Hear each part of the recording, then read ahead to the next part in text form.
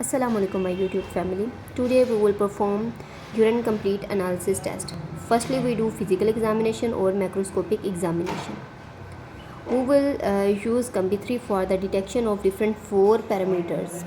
Take 3 to 4 ml of urine sample in the plain test tube.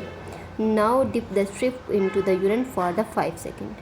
In this step we will note the volume, color, specific gravity, sugar, protein. Sugar is also called glucose and protein is also called albumin.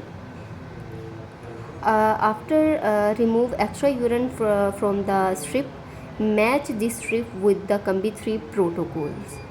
We can see here glucose is nil in this sample, while pH is acidic and specific gravity is 1.010,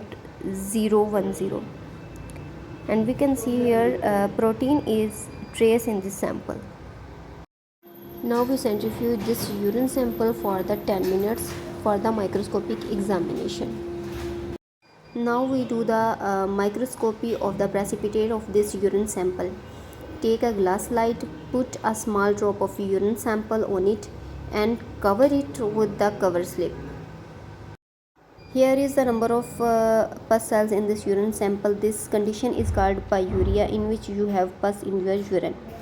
UTI are the most common cause, but other causes include STIs, viral infection and chronic use of some medications. The most common symptom is cloudy, foul smelling of urine. Epithelial cells are the type of cells that cover the inside and outside of the surface of our body. They are found on our skin, blood vessels and organs, include our urinary tract.